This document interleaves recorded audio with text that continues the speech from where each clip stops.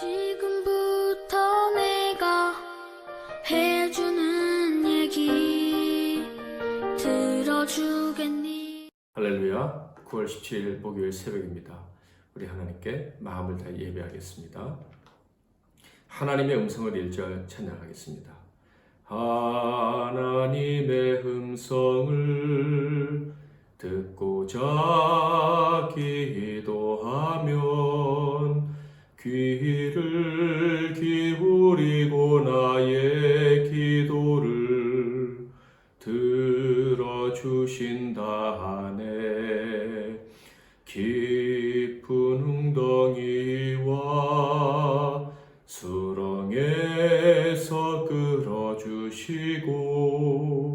나의 발을 반석 위에 세우시사 나를 튼튼히 하셨네. 새 노래로 부르자 랄랄라. 하나님께 올릴 찬송을 새 노래로 부르자. 하나님 사랑을.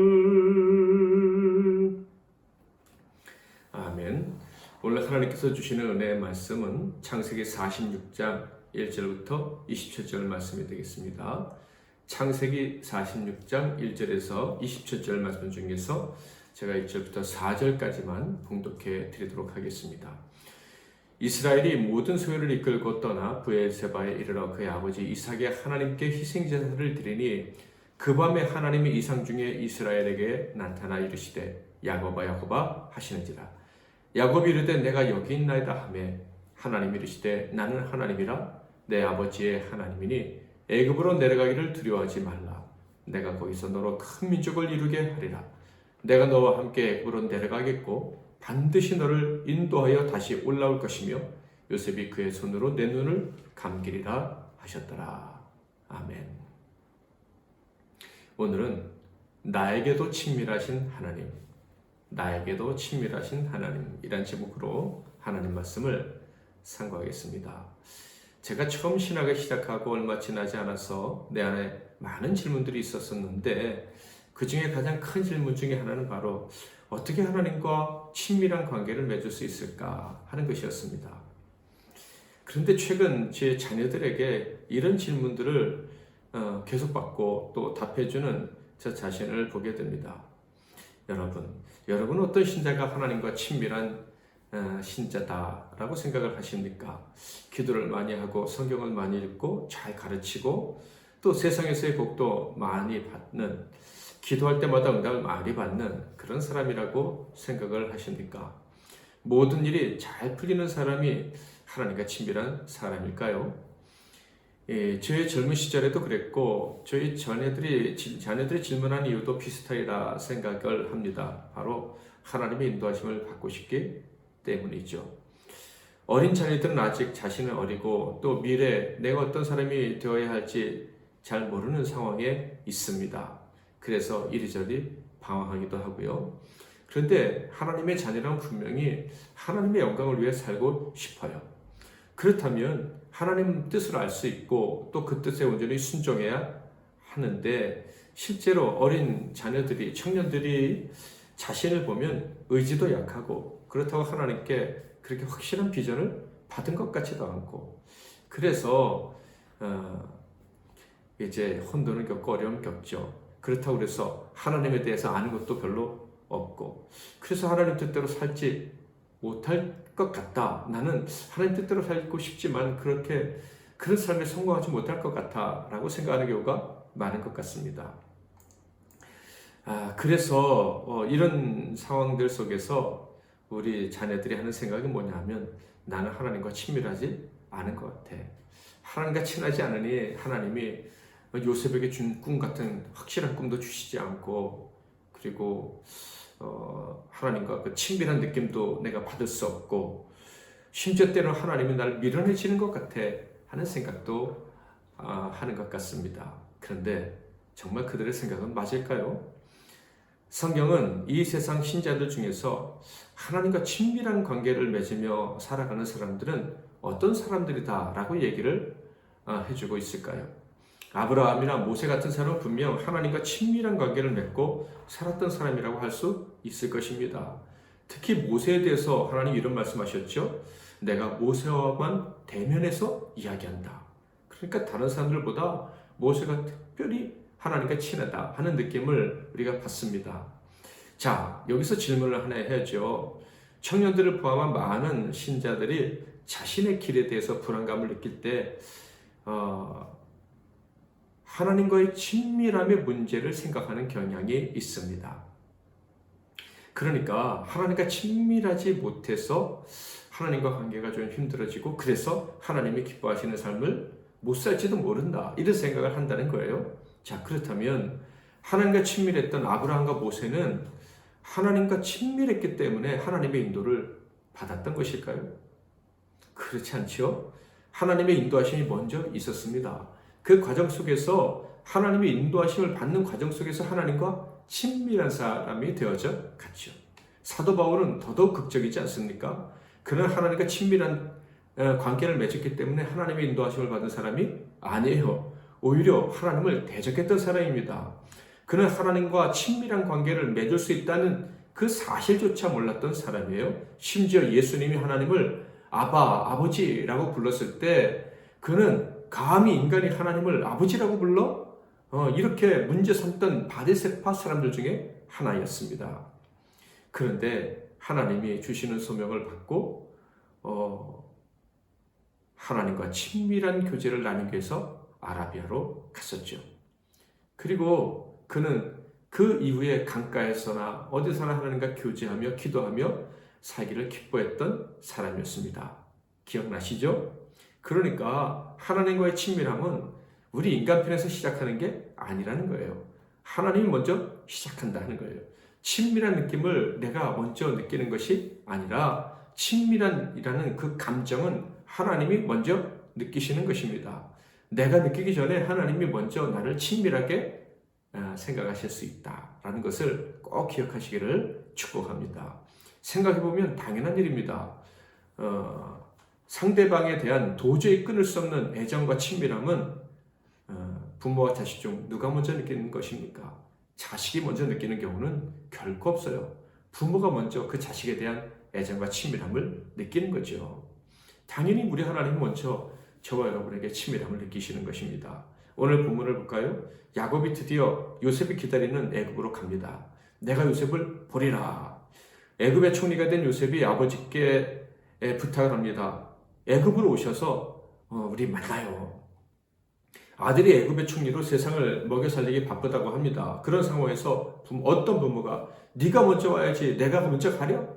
이렇게 얘기를 하겠어요. 당연히 부모가 자식에게 먼저 가는 것입니다.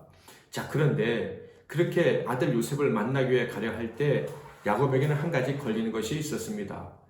무엇입니까? 그는 원래 약속의 땅 가나안 땅에서 도망쳤던 사람이에요. 그러나 하나님께서 강권적으로 그 땅으로 돌아오게 하신 것도 경험한 사람이죠. 그러므로 그는 그 땅을 떠나서는 안 된다는 것을 너무 잘 알고 있는 사람인데 지금 이 땅을 떠나 요셉에게 가야 합니다. 당연히 마음이 불편할 수 있었을 거예요. 그래서 애굽으로 가는 길에 하나님께 예배를 드립니다. 이 장면을 보면서 좀 더 일찍 예배하면서 하나님의 뜻을 물었으면 좋지 않았을까 하는 생각도 저는 해봤어요. 자, 그런데 하나님은 이 야곱을 어떻게 대해 주셨을까요? 1절을 볼까요? 이스라엘이 모든 소유를 이끌고 떠나 브엘세바에 이르러 그의 아버지 이삭의 하나님께 희생제사를 드리니. 자, 1절에 보면 이스라엘, 즉 야곱이 하나님께 희생제사를 드렸다 이렇게 돼 있어요. 자, 그런데 우리말 성경은 희생제사 이렇게 돼 있지만 히브리 성경은 희생제사들, 그러니까 복수형으로 되어 있습니다. 한 번 제사한 것이 아니라 아주 간절한 마음으로 여러 번 제사를 드렸다. 그러니까 야곱은 하나님을 만나고 싶었던 거예요. 몇 번이나 제사를 드리면서 하나님을 꼭 만나고 싶었다 하는 것을 알 수가 있습니다. 이 모습을 보면서 저는 이 야곱이 하나님을 만나고 하나님의 음성을 들은 때로부터 참 많은 시간을 흘려보냈구나 하는 것을 예상할 수 있었습니다. 어쩌면 하란에서 돌아올 때 하나님의 음성을 들은 후에 처음일 수도 있겠다 하는 생각도 들었어요. 실제로 성경에는 이 요셉, 야곱이 하나님 만났다는 기록이 없고요. 정말 하나님을 만났다면 하나님이 요셉이 죽지 않고 살아있다. 그리고 그가 가족을 구원할 것이다. 라는 말씀을 해주시는 것을 들었을 거예요. 그러나 20여 년이 넘도록 요셉이 죽었다고 생각하고 있잖아요. 하나님 만난 적도 없고 들은 적도 없을 가능성이 아주 높습니다. 그는 요셉이 꾼 꿈을 듣고 예사롭지 않다고 생각도 했었어요. 그러나 그것으로 끝이었습니다. 하나님께 묻지 않았거나 물었다고 해도 하나님이 응답하시지 않은 게 분명해요.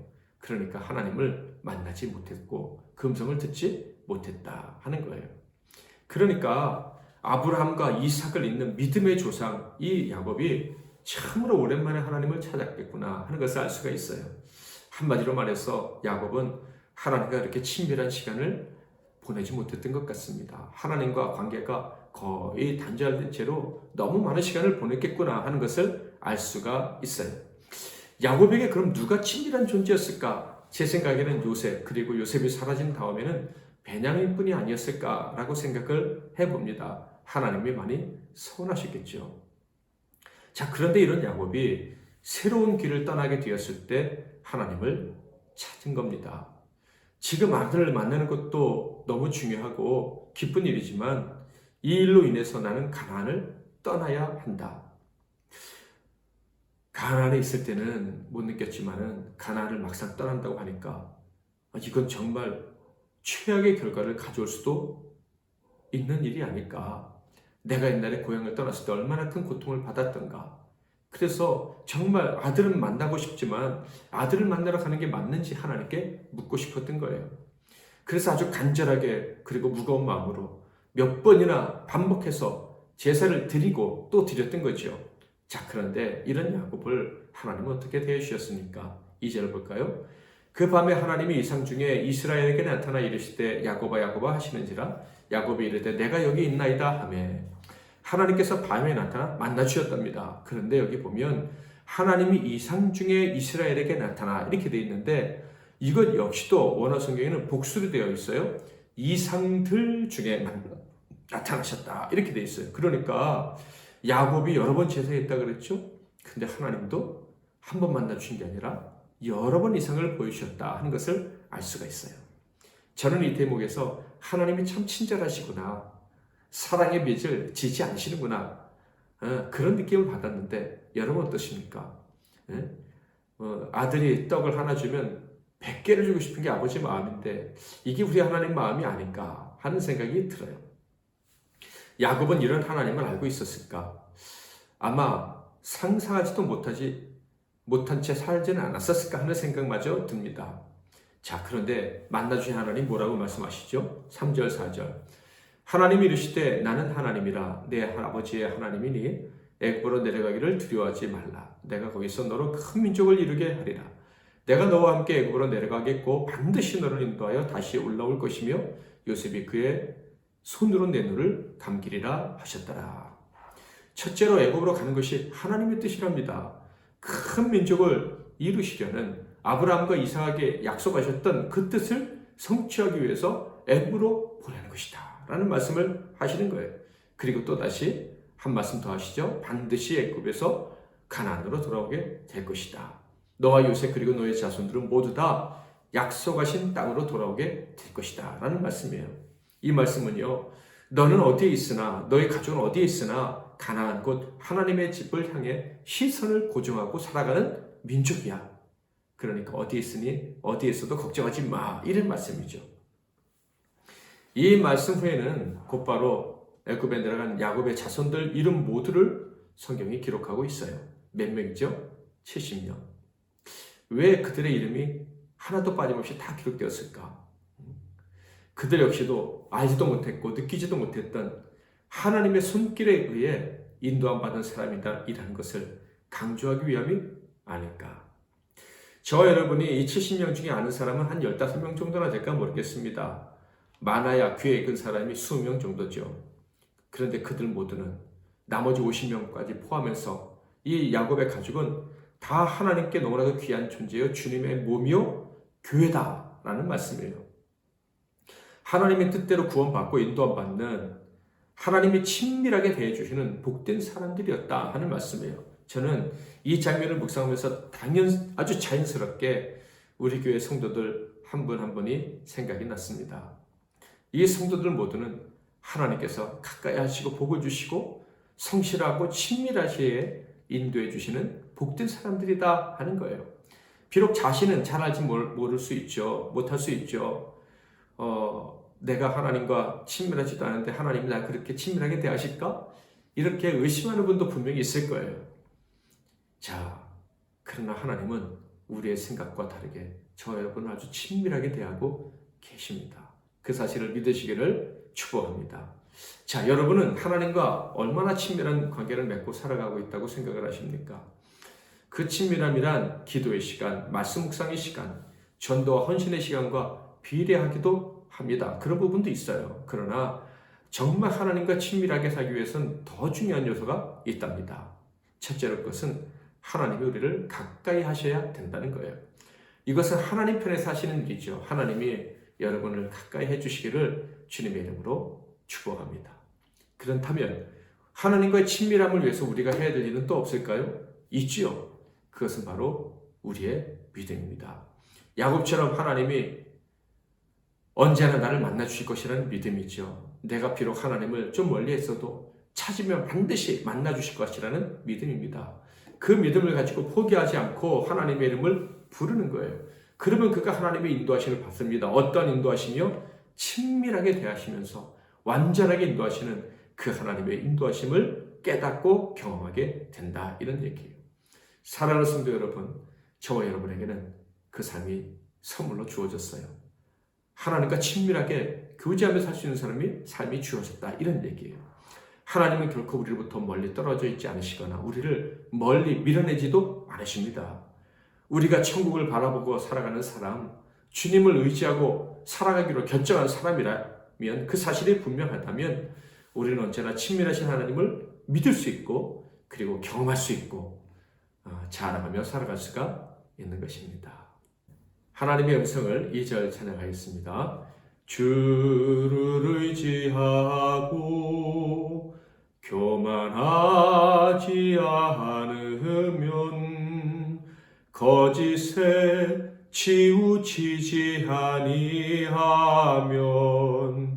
복이 있으리라. 여호와 나의 주는 크신 권능의 주라.